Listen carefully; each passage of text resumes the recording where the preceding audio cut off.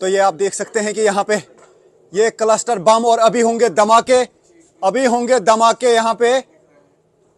और साफ तरीके से आप देख सकते हैं कि किस तरीके से इस क्लस्टर बम के बीच में से भी मिसाइल निकल गया।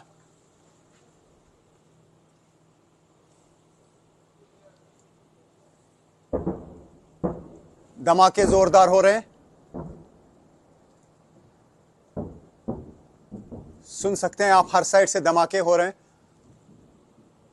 तो जैसा आपने देखा कि किस तरीके से इस्राइल में आसमान से बरस रहे हैं क्लस्टर बम, लगातार ईरान की तरफ से जो मिसाइल दागे जा रहे हैं उनमें क्लस्टर बम पाए जा रहे हैं। और आसमान की तरफ जब हम देखते हैं एक मिसाइल आ जाता है और उसके बाद कई जगहों पे बम फैल जाते हैं और उसके बाद जोरदार धमाके हो जाते हैं। अभी तक इस्राइल में कई जगहों पर क्लस्टर बम्स की वजह से तबाही हुई है, चाहे वो बेन गोरियन एयरपोर्ट पे 3 जहाज हों, यहाँ के रेलवे स्टेशन हों या कई लोगों के घर हों, लगातार यहाँ पे तबाही देखने को मिल रही है। तो फिलहाल हम देख पा रहे हैं कि इस्राइल के पास क्लस्टर बम का कोई तोड़ नहीं है। लगातार क्लस्टर बम का इस्तेमाल ईरान की तरफ से अब इस्राइल में किया जा रहा है और यहाँ पे अब हो रही है तबाही।